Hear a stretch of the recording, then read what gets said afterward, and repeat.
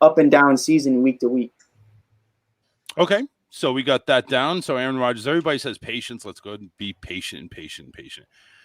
Buffalo Bills didn't see the greatest offensive output. We thought we'd see more than Josh Allen. We thought we'd see a little bit more, scoring. Really? Yeah, I thought so too. I liked it. But taking a look at it, you had a lead against the Steelers. You couldn't close out the game. And I think this is going to be something that they're going to preach, though. Do you see panic or patience with the Buffalo defense? Go with Mike. I like Russo. I think he was a steal. I think, I did not see him falling all the way to Buffalo. It was a very weird draft class. I think this defense is going to be very good.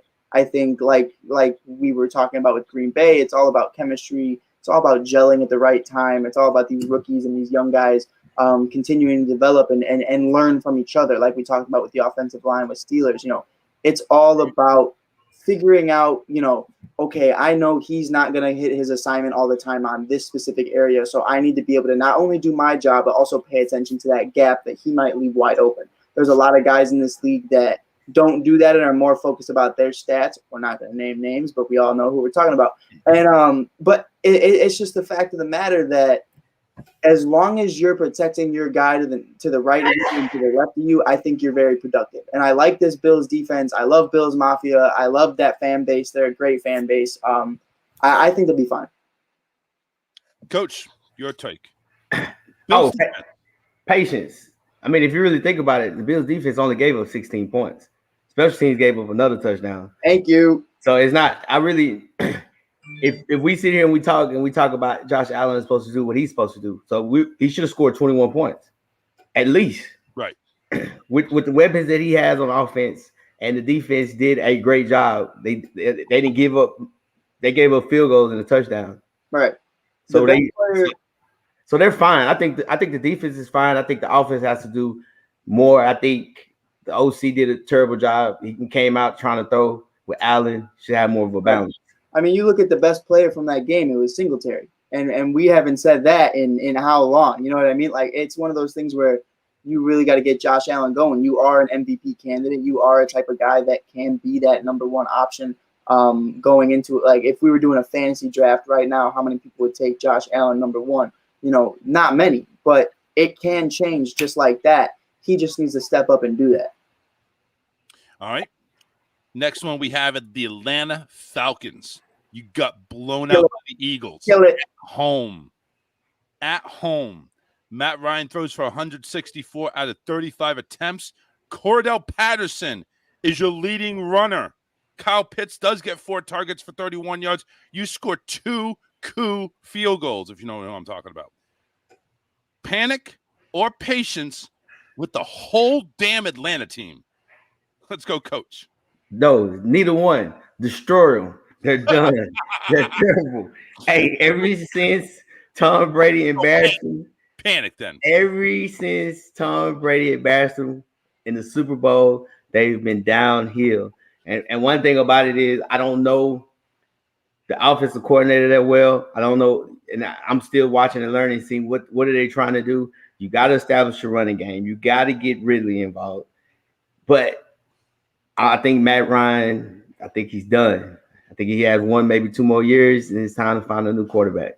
If really think he has 1 or 2 more years? I'm over here thinking it's like they get rid of him. They go ahead and draft somebody. Well, I got to see what top quarterbacks coming out of college because it's a done look. They'd be a top four draft pick next year. All right, Mike. Listen. Got to pick one of the two. We can't go ahead and say destroy him because destroy him, I think, is panic. Well, what do you think? I have something I say kill it with fire. Kill it with fire. Set it, burn it down. You grab Kyle Pitts, take him out of the building, and then set everything else on fire. Get it out of there. I don't care about anything. I don't care about participation in the Super Bowl trophies. I don't care about Matt Ryan winning an MVP. I don't care about any of that. Personally, I love Kyle Pitts. I'm a huge Kyle Pitts fan. So much fun watching that guy just body people in weak divisions in college football. But you don't go after a guy like Kyle Pitts until you have a quarterback of the future. That's how I look at it. You had a lot of options to move up in this draft, and the Jaguars and the Jets were definitely in conversations about, we are willing to take a step back from Trevor Lawrence, from this, from that, to acquire more draft picks. And you went the route of, I'm going to be the first guy since the 1950s to take a tight end at 4. I felt like, in that draft class, that was my favorite draft class, I think, in all of sports, since the LeBron Melo type days. Like, this was Trevor Lawrence, Justin Fields, Trey Lance, Zach Wilson, and that's just the guys that you know of. You got Mond, you got Trash, you got other guys that are great ballers, and you didn't address that at all. You did not address the successor to Matt Ryan. Calvin Ridley is just chilling. Is he gonna, want to be here long term? Who knows? All you could really do is sign his brother and try to make him happy. But it's one of those things where you got to blow this up, and whoever's in charge needs to go, and whoever owns this team needs to sell, because it's not like a New England situation where, okay, this looks kind of bad right now, but we know that they can sustain success for my entire life. So it's one of those things where it's like, no, this is a poverty franchise. It's been a poverty franchise for how long? And now not only did you blow that 28-3 lead, now you're making probably the worst decisions you can for the franchise. And hey, all props to Cordell Patterson. We love you over here in Chicago. You'll always be that dude. But if he's your best running back, you don't have any running backs. Any rebuttal, Coach? But you made your points on that one. Any rebuttal to Mike, though? No? Okay. Yeah, I think you both decided just to destroy it. We're trying to start beef over here, Charles. We're cool like that, bro. It ain't happening. Okay. Well, let's try this one then. The Tennessee Titans.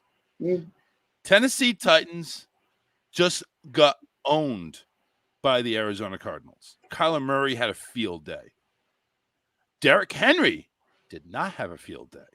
Not anywhere close. 58 yards on 17 carries. Not anywhere close. Panic or patience with Derrick Henry and the rest of the Tennessee Titans?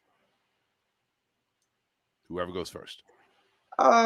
It's really, I have it as 50-50. I think it's definitely a concern. I wouldn't say panic. But it's one of those things where you understand how long that running backs last in this league. Not saying that Derrick Henry is getting tired, not saying he's getting old, but he is at that age where you start to see, just wear and tear and stuff going on with your body. Now, mind you, this man rushed over 2,000 yards last season, so I'm really not too worried about it.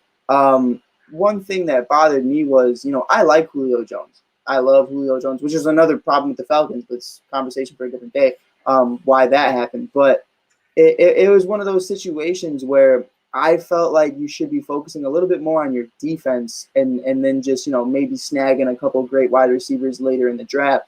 But yeah, I feel like, especially with Ryan Tannehill, we talked about it on another show, Just Say the Truth. Ryan Tannehill's contract is fat. And if you were to cut this guy right now, you owe him a lot of money. So you really invested in him being that guy. I think it's concern. I think there's definitely things you do need to go into this game having expectations for. I think you either need to see an amazing run game or you need to see an amazing passing game, but you can't have neither. You definitely need to have one or the other, and they need to make that a point right now. Julio Jones, 6 targets, 3 catches, 29 yards. Do you feel they didn't go his way enough? Because it looks like they went ahead for A.J. Brown, Chester Rogers. That's the thing. That's the thing, though, Charles. I didn't mean to cut you off, but there really aren't that many other weapons. I wasn't going to make you name all of them. It don't matter after A.J. Brown. A.J. Brown is your best wide receiver, and I'll say that with my chest. Julio Jones, I love Julio Jones. Grew up on Julio Jones. He is a name brand name on this team. We have a veteran. We have a guy who can do it, but he's older. So those amount of targets I think are correct. Would I like a little bit more yards and a little bit more stat padding with that? I would like that. But I understand it's his first game on a new team and first new team in his career, if I'm not mistaken. It's one of those things where I just don't think it's the Julio Jones of old. This is the old Julio Jones. And I mean that in age-wise. Like, this guy's older. I'm not saying he's washed. I'm just saying you're expecting a 25-year-old Julio Jones, and that's just not the case. Coach, you talking patience or panic with the Titans? I think a lot of it's panic because, one, you let 2 of your starting corners from last year go. and Exactly. and you're supposed to beef up the defense, and you're supposed to do all these things, and they got torched. They what's the name threw the ball all across the field. You really don't have a pass rush, so defensively you're in trouble. Offensively, look, and I think they probably used the thing where they just, I'm gonna run the ball. We're gonna milk the clock. We're gonna control the clock and everything else, and then once we get the single colors, we're gonna try to get Julio and them over the top. But you can't do that if your defense can't stop anybody. Everybody load the box and said, "Hey, Tannehill, let me see if you can beat us." And I think that's the issue. The offense is not built for Tannehill to beat them. It's built for, hey, we're going to get this ball 40 times a game, and now Tannehill, you throw it 20 times. So I think that's really that's the issue. Your defense can't stop anybody, especially in the secondary.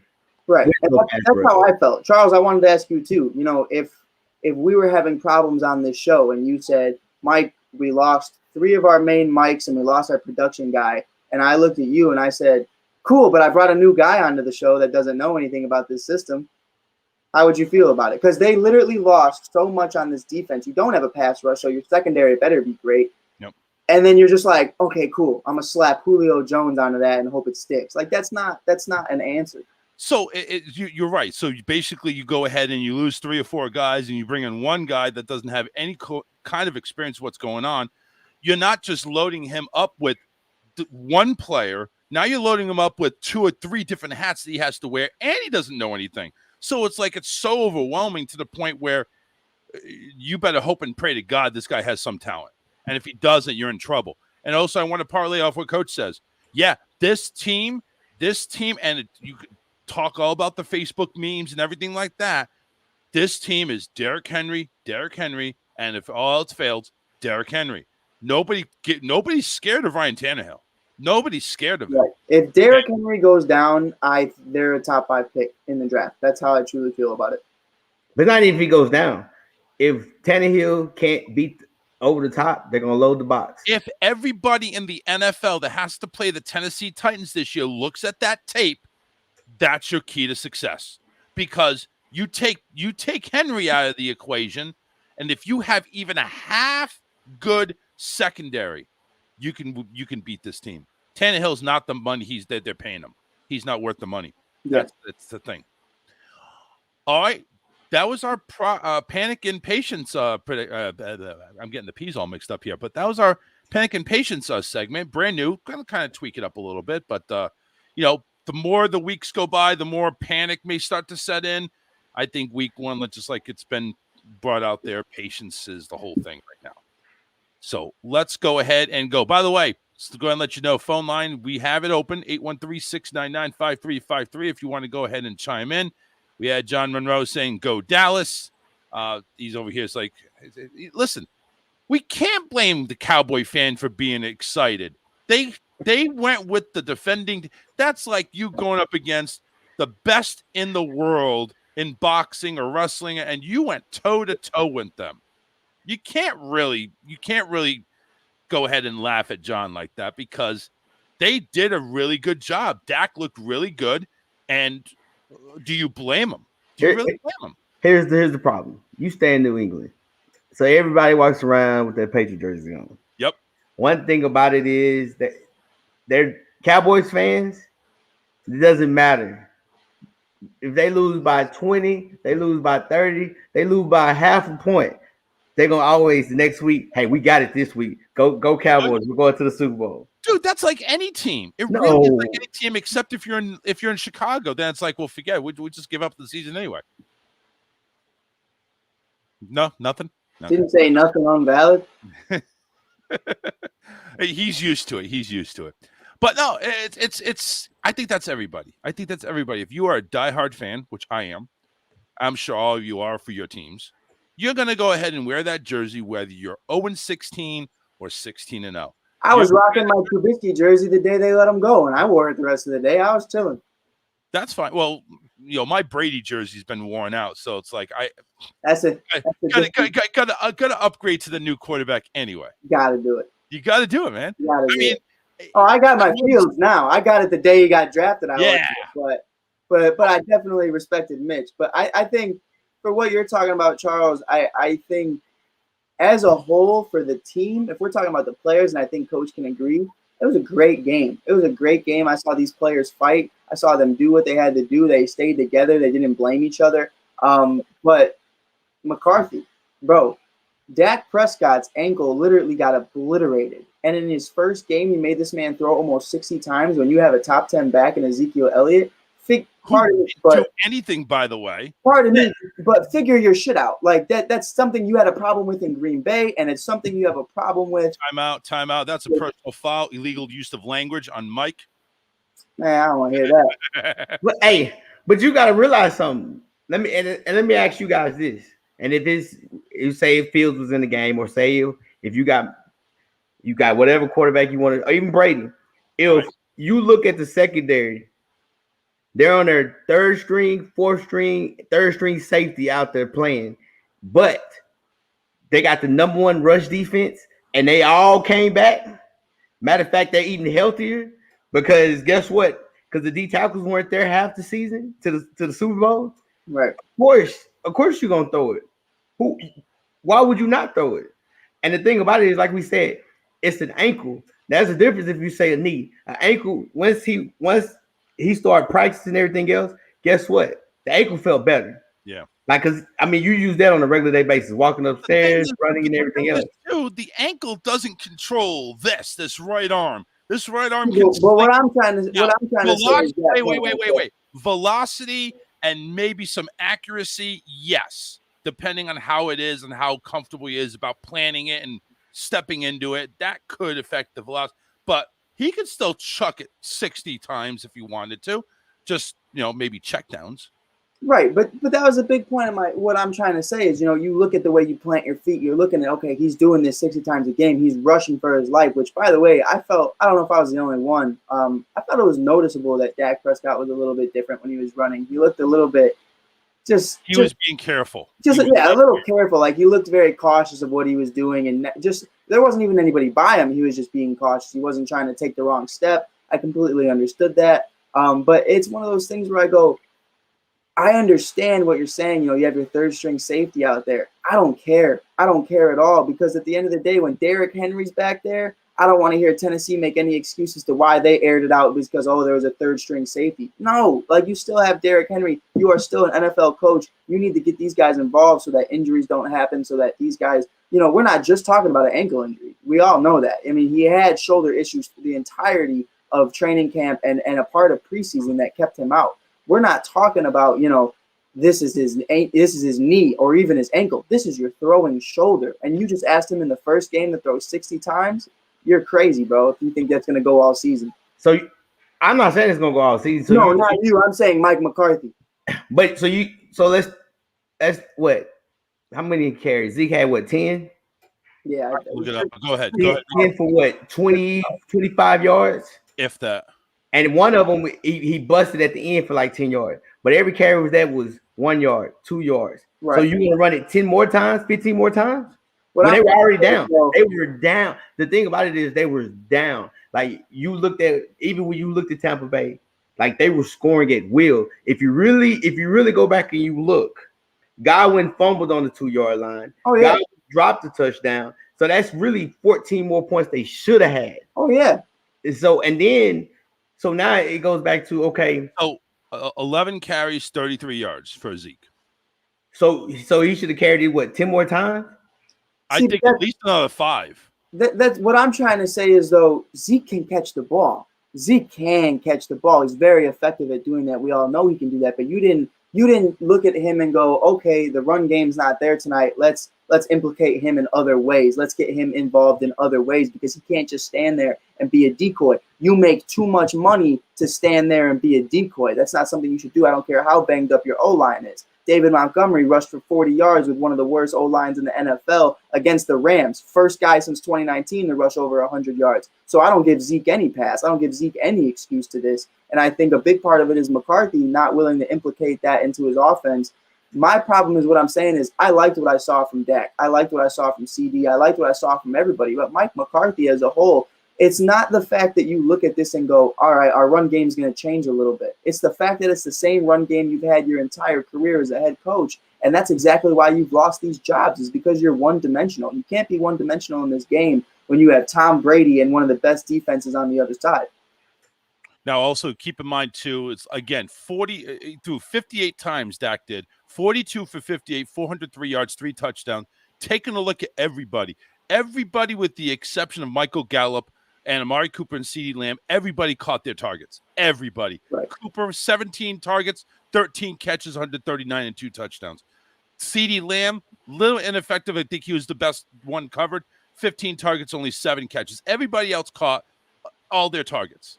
Everybody. And we're talking about 58 official throws, right? Are you talking about throws? Right. So we're not even talking about pregame. We're not even talking about right before the game. You're talking to me about this guy before. When the night was done, this man threw the ball over 70 times without question, coming off a shoulder injury that was very concerning to that front office and to that team. So for me, it's one of those things where this is week 1. That's wait a second, Mike. I got to stop you there because I don't agree with what you're saying, because you could say the same thing for everybody that takes a slap shot in hockey, everybody that warms up in the bullpen in baseball. You definitely could, but not all of them have a shoulder injury. But Mike, I think that was the question. No one really knew how bad the shoulder injury was. He was out. He didn't really throw the ball for a month. Right. They rested him. And I think the thing is, when you look at all his passes, he wasn't throwing really in windows because Tampa played straight man. Tampa said, "Hey, we're gonna see if Dak can really throw the football." So it was a lot of the throws was 1-on-1. And like I said, CeeDee Lamb doesn't count because he can't catch. He's a 50-50 guy. But he's a good. He's very. You leave my man alone. He's very explosive. Very explositive. But I think for 104 and a touchdown. No, he's explosive, and he gave an interception up because his hand. He wanted to catch like this.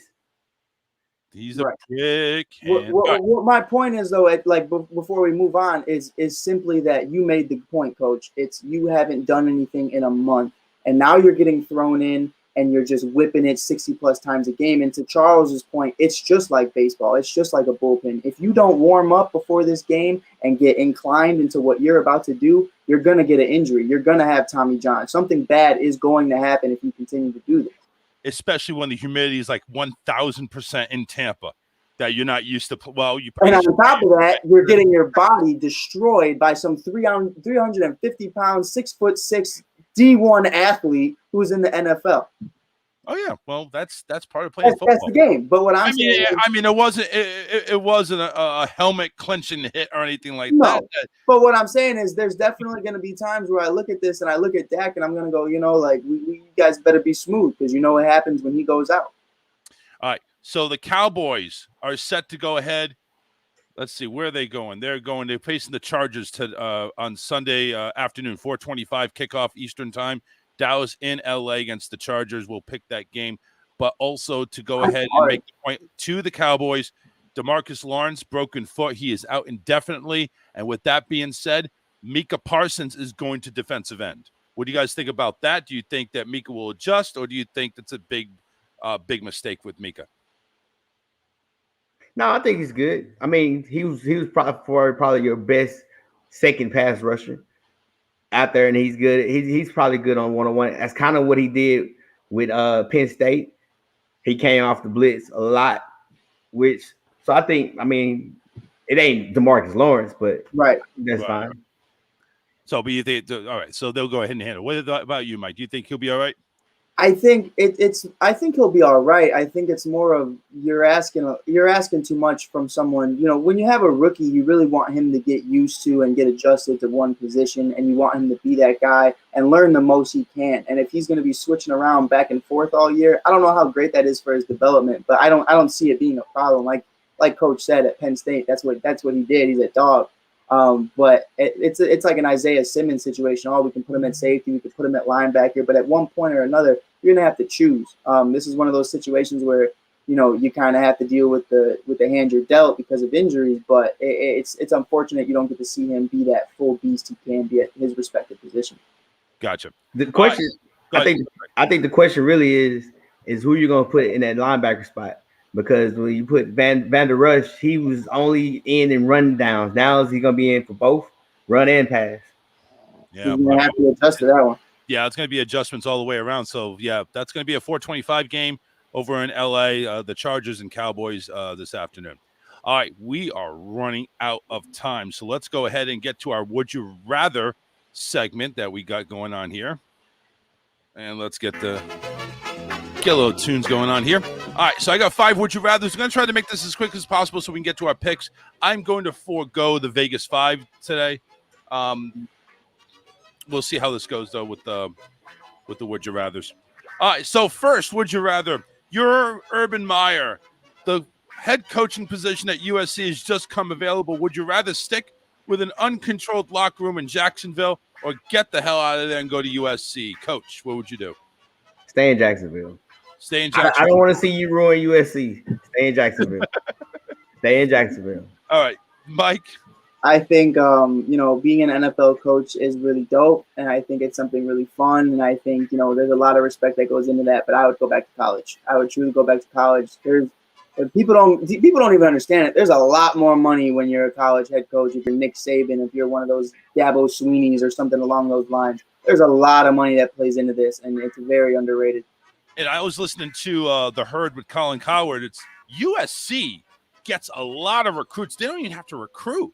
They just have people lining up saying, "Can just do it for them." Like, we'll do it. Yeah, we'll do it. Do I need to wash the jockstrap? I'll do it. All right. Packer fans, after that disgraceful outpouring, would you rather let Aaron Rodgers continue after that disaster or hand the reins over to Jordan Love? Again, you're a Packer fan. What would you do? Oh my God. No, you don't give that to Jordan. You don't do Jordan like that. Jordan is in no way ready for the NFL on a week-to-week basis. I think Jordan Love does have potential. I'm not going to say he doesn't. But as of right now, I would not throw him to the Wolves at all. Coach. Hey, run, man. Let him do his thing. Hey. Either run it. So you wouldn't be angry if he ran everything into the ground. I mean, I don't think he's going to. He's not. I think he's going to. Oh my God. Nah, I don't think he is. Oh my God, I think he's going to.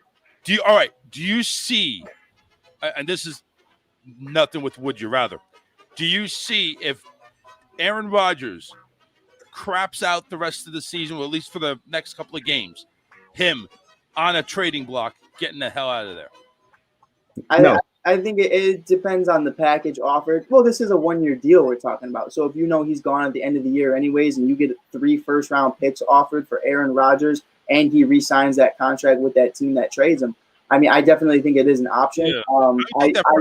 I would think those 3 first-round picks would go to Deshaun first. Yes. To be honest with you. Definitely. But the Deshaun stuff's got to get figured out before anybody offers anything. Yeah, that's why I agree. I agree with that.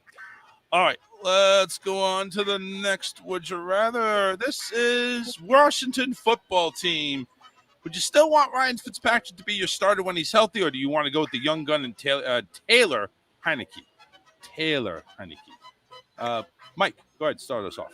I'm going to go with Taylor just because, and I'll say this, I don't want Coach to get too upset with me. I say this because, at some point or another, your defense is good, and your defense is going to win you games. And you have Scary Terry, and you have other couple cats on this offense that can ball. So you're not really going to be in a draft type of atmosphere to where you're going to have a top pick to get a top quarterback. You're not going to get a Sam Howell or a Spencer Rattler. You're really going to have to fight. So if you could find out what you really have in Taylor Heineke, I think that's a lot better than just rolling with a guy in Fitzmagic who you already know what you have. This is a serviceable guy who can win some games and crap the bed in others. So if you do have something in Taylor Heineke, and he is, not to say he's Tom Brady, but an undrafted, late-round draft pick type guy who can actually ball out in the NFL as a franchise quarterback, you should definitely try to evaluate that and see if he can do this long-term. Coach? Tell me I'm wrong, Coach. Fitzpatrick. No.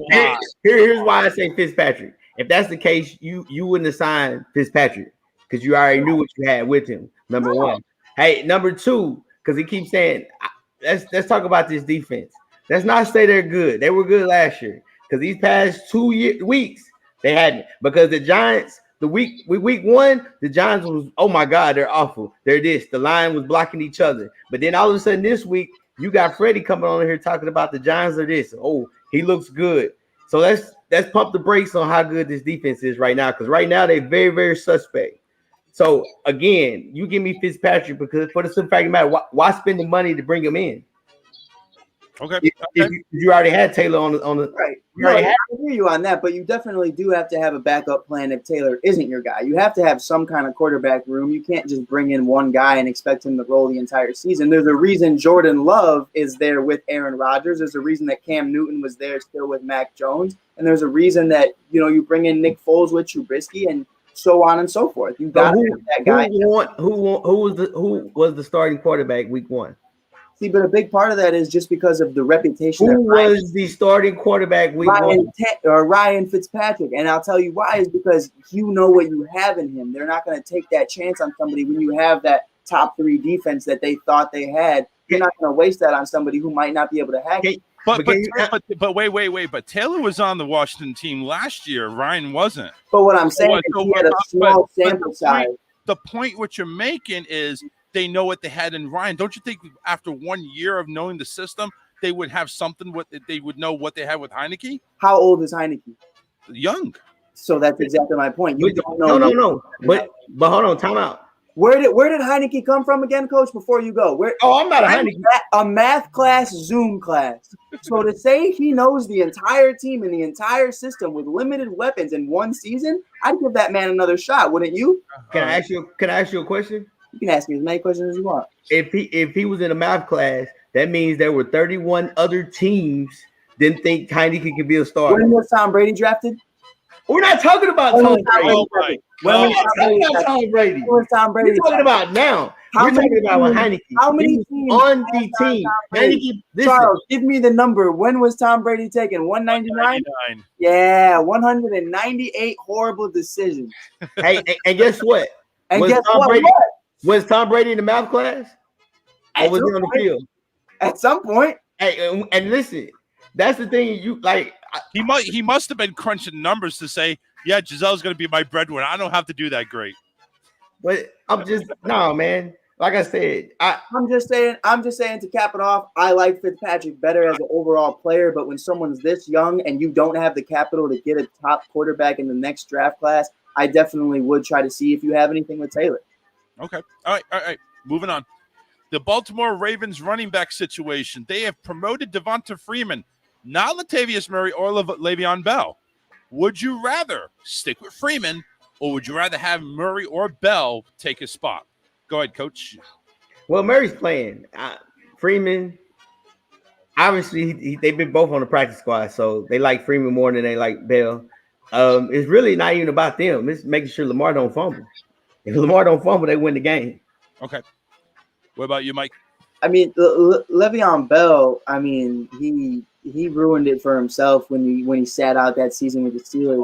I agree. I think Freeman has done nothing but show he wants to be that guy and he wants to do what it takes to help this team win. And Le'Veon, not that he's a selfish individual, but I think he's a very selfish player in the fact that I want my money and I want my reps. But right now, when you're sharing the ball with Lamar Jackson, I don't see Le'Veon Bell getting hot unless he gets those reps. He's at that point in his career. Freeman can be serviceable. Freeman can give you those 10-yard rushes for 5 carries. Like he can give you those little spurts of acceleration and little spurts of just height bringing around. I think Le'Veon's kind of just a toxic player to have on any roster.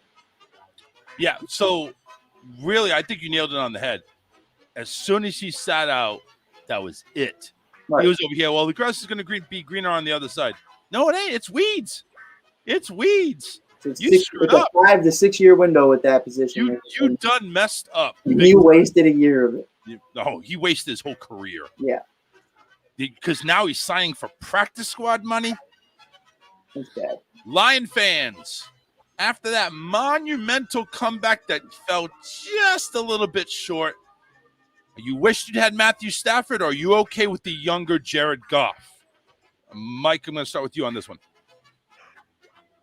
If I'm a Lions fan, I'd rather have Jared Goff for the simple fact of I'm just happy Matthew Stafford is somewhere else. I'm happy he's getting that opportunity. I think they're kind of understanding of that. I think, in that game, would I have rather have had Matthew Stafford? Yeah. But I think, I think they understand that Matthew Stafford gave them their everything, the same as Calvin Johnson. They gave them everything. So I think they're completely understanding of the situation they're in. Jared Goff is young. They have something going with that. They don't have the draft capital for it to build something around him, but that'll be interesting to see. But I would personally want, of course, Matthew Stafford. Coach, would you happy with how Jared Goff performed in the second half and keep him, or do you wish you had Matthew Stafford? Goff. You keep Goff. Because if you had Matthew Stafford, he would have threw for 50. He would have threw 50 times, and they probably wouldn't have got back in the game. So keep what you're doing. You understand with Goff, you got to have a strong running game, and just keep going with it. Just keep building. All right, and there you go, everybody. That is our Would You Rather segment, brought to you by the Touchdown Crew, because we are touchdowns. I'll work on that. Didn't like that. Yeah, I'll work on that. I'll work on that one. 813-699-5353. Listen, it's time to go ahead and get to our picks because I'm trying to keep this an hour and a half show. Don't want to go any longer than I really have to. Plus, I have chicken on the grill that I need to go ahead and get taken care of. So let's go. Let's go ahead and give it our picks here. First game we're going to start with is the Saints and the Panthers in Carolina. New Orleans coming off a big game. Carolina coming off a big game. Who do we have? I'm actually going to go with New Orleans on this one. I got New Orleans.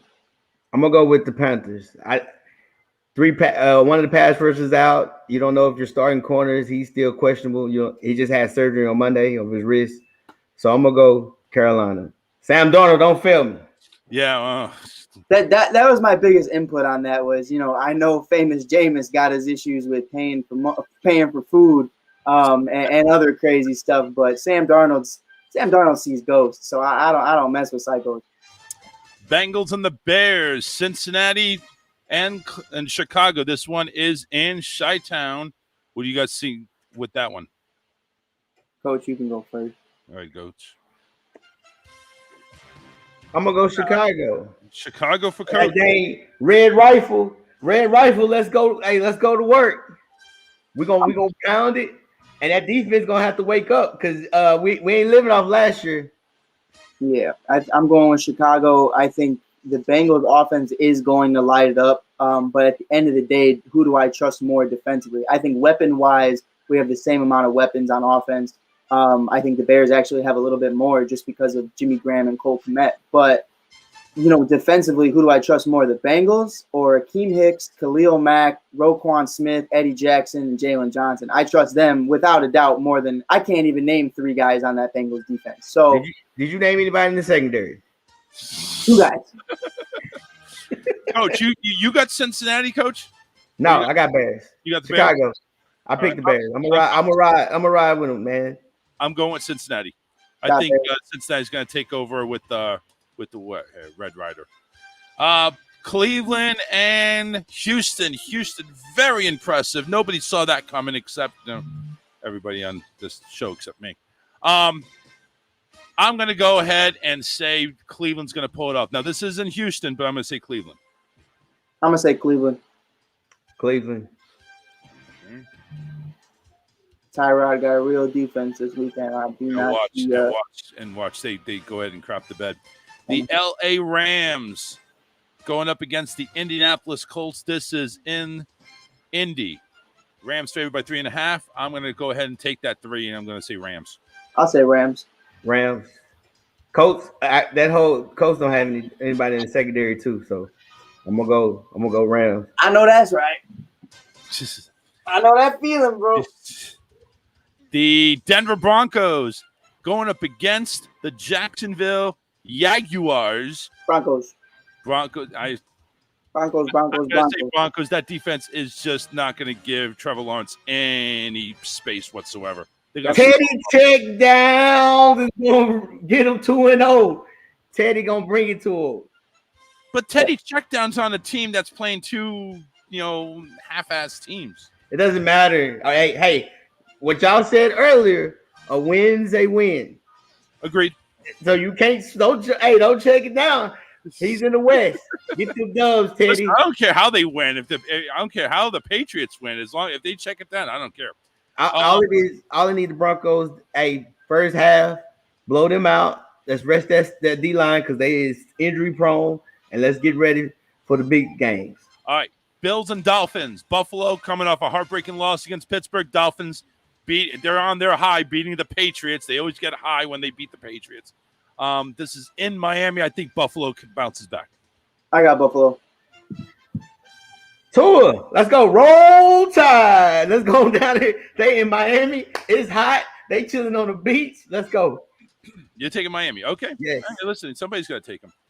Patriots and the Jets. You know who I'm picking. I think they have a legitimate shot at this one here. In New York, though, but I think Matt gets his first one. What do you think, Coach? Man, I'm gonna go I'm ahead. gonna go with the Jets. You suck. I'm not going with the Jets. I'm gonna go with the Patriots. Hey, I'm gonna go with the Pats. All right, Pats there. 49ers and the Eagles. Jimmy G and against the Hurt team. San Francisco's favored by 3. This is in Philly. I actually see the Eagles win this one. It's San Francisco, you said? Yes. I got San Francisco just because of Mitchell, just because of him implicating, Trey Lance and Kittle doing his thing. I got San Francisco. Coach? I like 49ers. I don't trust. I like the Eagles front.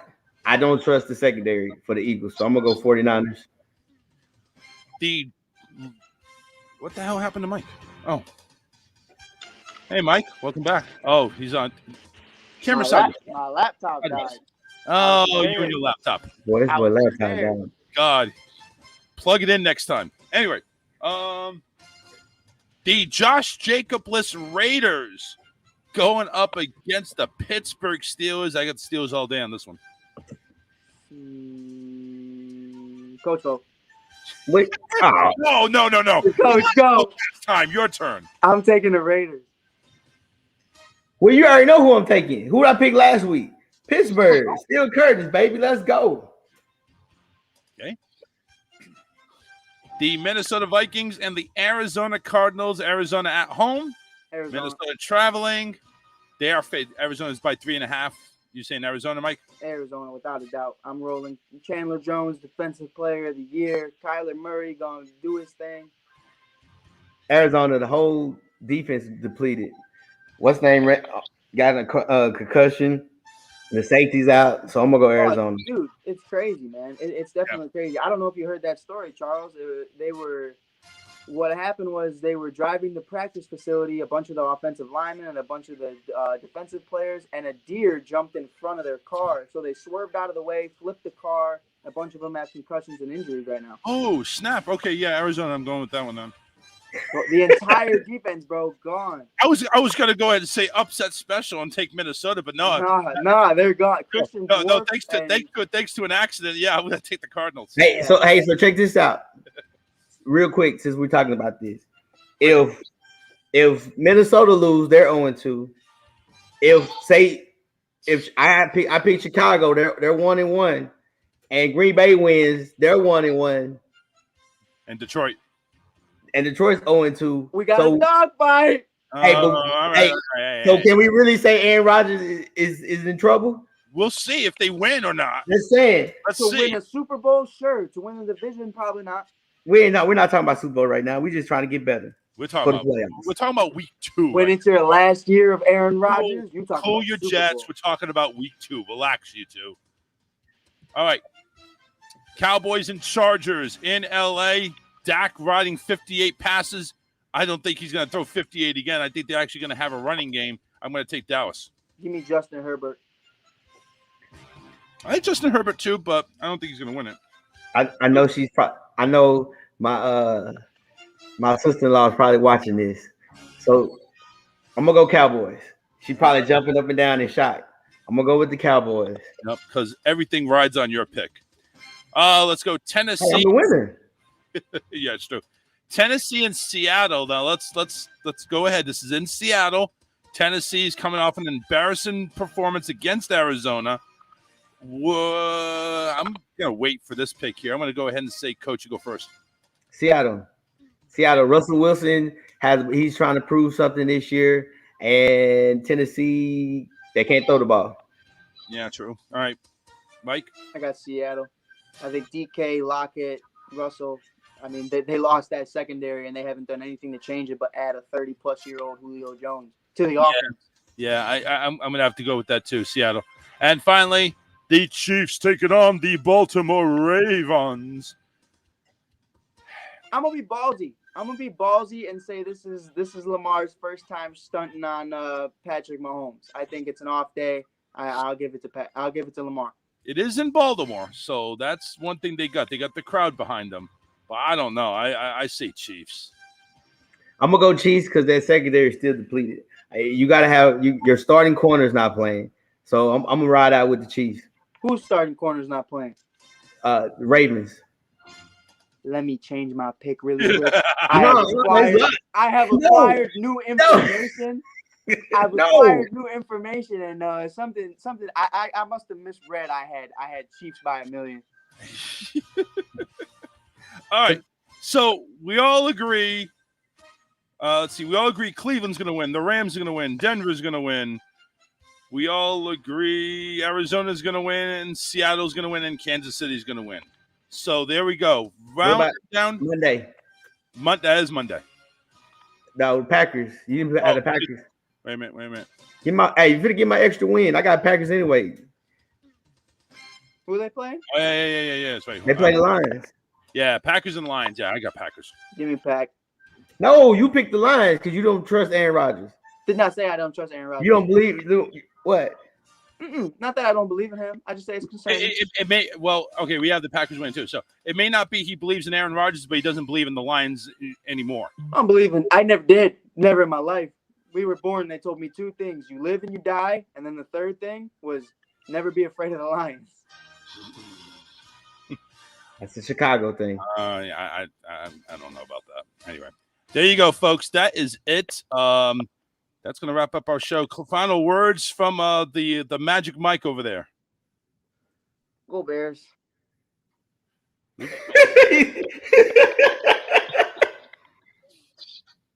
Coach, final words. Hey, that's it. Hey, enjoy it. It's gonna be a good week. Good games today. Think Good so. game. Week 2, baby. Week 2. We're on the road to 18 full weeks. Picks are in. Good luck, everybody. Enjoy the games. 1 p.m. starts in an hour and a half. Take care. We'll see you. And don't forget, visit ASAPSportsNetwork.com. And we'll see you next week right here on the Touchdown Crew. Take care, everybody.